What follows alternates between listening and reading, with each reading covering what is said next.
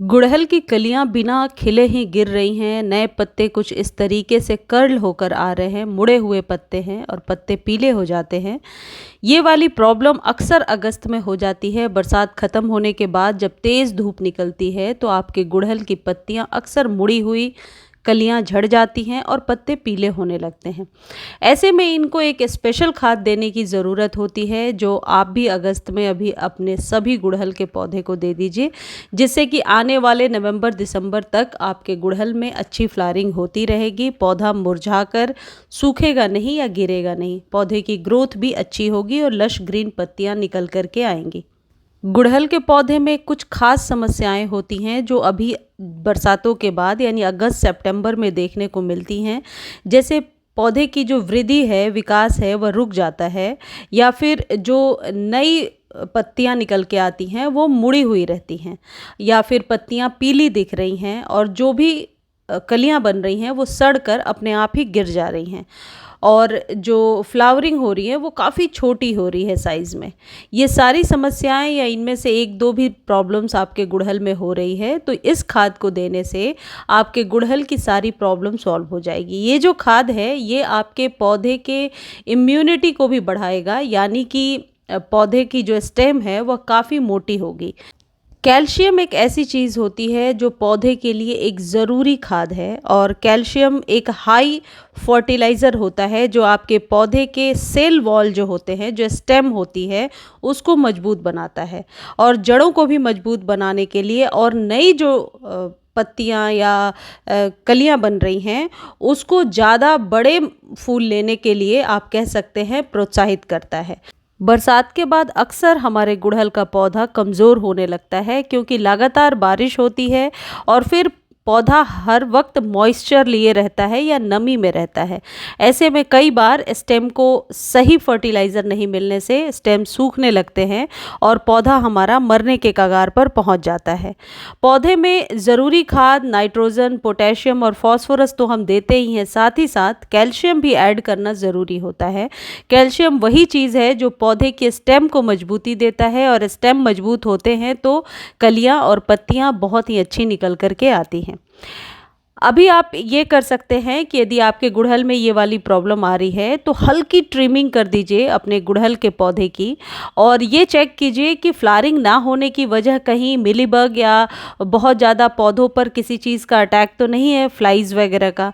यदि ये समस्या आ रही है तो आप साफ फंजीसाइड 1 चम्मच 1 लीटर पानी में मिला करके आप हर एक दिन के गैप पर स्प्रे कर दीजिए। जब प्रॉब्लम कम हो जाएगी तो फिर आप इसकी जो फ्रिक्वेंसी है उसको बढ़ा सकते हैं, यानी 10 दिनों पे फिर आप स्प्रे करेंगे।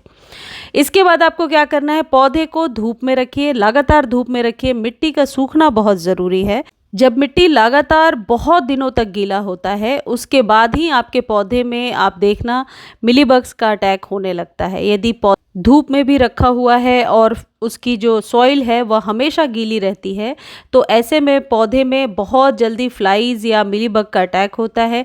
चींटियां आपके पौधे के गमले से चिपकी रहती हैं ठंडक की वजह से, और फिर वही चींटियां आपके मिलीबग को इधर से उधर कैरी फॉरवर्ड करने में हेल्प करती हैं, और फिर मिलीबग की समस्या ज़्यादा होने लगती है, और फिर आप ये कह सकते हैं कि पौधा धीरे धीरे कमज़ोर होने लगता है। पौधे को जब आप ट्रिम कर रहे हैं, ट्रिम करने के बाद आप चाहें तो ट्रिमिंग वाले जगह पे साफ फंजीसाइड लगा सकते हैं। इससे वहाँ से डाईबैक की प्रॉब्लम नहीं होती है या फंगस की प्रॉब्लम नहीं होती है। वैसे तो कैल्शियम के बहुत सारे स्रोत हैं, बहुत सारे घरेलू स्रोत हैं जो मैंने आपको बहुत बार बताए हैं, लेकिन आज जो खाद मैं बताने वाली हूँ इसे आपको नर्सरी से ख़रीदना पड़ेगा, और यह है कैल्शियम नाइट्रेट की गोलियाँ।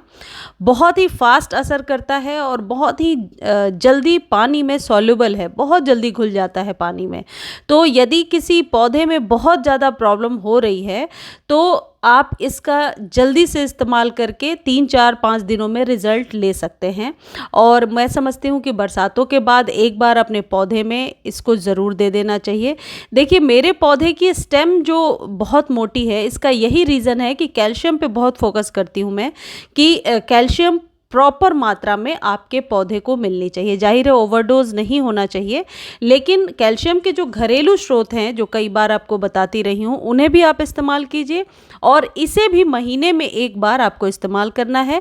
ये जो खाद है ये आसानी से आपको नर्सरी पर मिल जाएगा, कॉस्टली बिल्कुल भी नहीं है। 30 से 40 रुपए में आपको कैल्शियम नाइट्रेट की गोलियाँ मिलेंगी जो पानी में बहुत जल्दी सॉल्युबल हैं।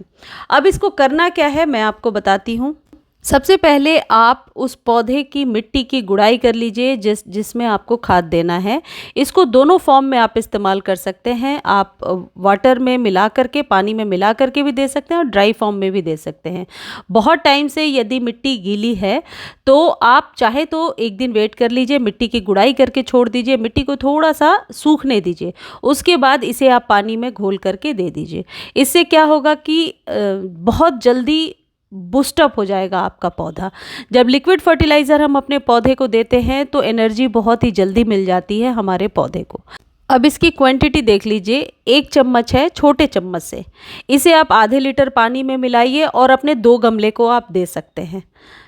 इसको बहुत ही आसानी से लिक्विड फॉर्म में तैयार करके आप अपने पौधों को दीजिए। लिक्विड फॉर्म में देना ज़्यादा सही रहेगा। इस तरीके से घोलिए और अपने 2 गमले में आप दे सकते हैं। इसका दूसरा तरीका यह है कि मिट्टी की गुड़ाई कर दीजिए और उसके बाद ड्राई फॉर्म में इसके ग्रैनुअल्स को यानी दाने को, जैसे हम डीएपी डालते हैं उस तरीके से डायरेक्टली आप मिट्टी में दबा दीजिए। जब आप वाटरिंग करेंगे, एक ही वाटरिंग के बाद वो मिट्टी में घुल जाएगा। तो दोनों फॉर्म में आप इस्तेमाल कर सकते हैं। इसे महीने में एक बार भी आप रिपीट कर सकते हैं और बीच में कैल्शियम के जो घरेलू स्रोत जो बहुत बार मैं बता चुकी हूँ वो सारे यूज़ कर सकते हैं।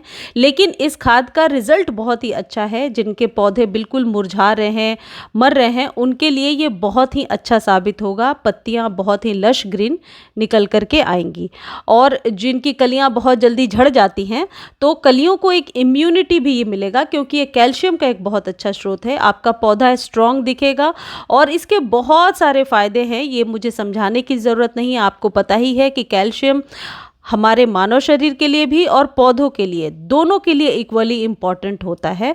तो जिनके पत्तियों में जलने वाली प्रॉब्लम है, कर्ल की प्रॉब्लम है यानी पत्तियां मुड़ी मुड़ी सी आ रही हैं या फिर कलियां सड़ जाती हैं, कई मेरे पौधों में, जैसे इसी पौधे में पहले प्रॉब्लम थी 1 महीने पहले कि कलियां बनती तो थी लेकिन सड़कर गिर जाती थी, तो उनके लिए ये बहुत ही अच्छा नुस्खा साबित होने वाला है। मुझे उम्मीद है आज की जानकारी आपको बहुत अच्छी लगी होगी। जानकारी अच्छी लगती है तो चैनल को लाइक, शेयर, सब्सक्राइब कीजिए और हाँ, इस वीडियो को आप फेसबुक पर भी देख सकते हैं। फेसबुक का लिंक मैं डिस्क्रिप्शन में दे दूँगी और इससे रिलेटेड कोई भी क्वेरी है तो आप कमेंट सेक्शन में लिख दीजिए। जितनी जल्दी हो सकता है मैं आंसर देने की कोशिश करूँगी। और इस खाद को देने के बाद आप पौधे को धूप में ही रखिए, शेड में नहीं रखिए। पौधे को लगातार आप धूप में रखिए और वाटरिंग जिस तरीके से आप करते हैं अपने पौधे में उसी तरीके से वाटरिंग करते रहिए। धन्यवाद।